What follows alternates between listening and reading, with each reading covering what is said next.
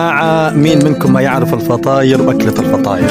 طبعا الفطاير مو اللي ناكلها بالاستراحات، فطاير مشغولة ببيتك، طبعا إذا كانت من إيد أختك ولا مرتك ولا أمك. هدول الفطاير اللي طعمهن وأكلتهن غير، فطاير إذا أكلت منها بحياتك ما تنساها. فطاير مختلفة، إذا كان محمر ولا حميضة، أكيد كلكم تعرفوا الحميضة، ولا سبانخ. فطاير موجودة أكيد بكل بيت بالريف الإدلبي. خليكم معانا وتفرجوا على هالطعمة والأكلة الطيبة.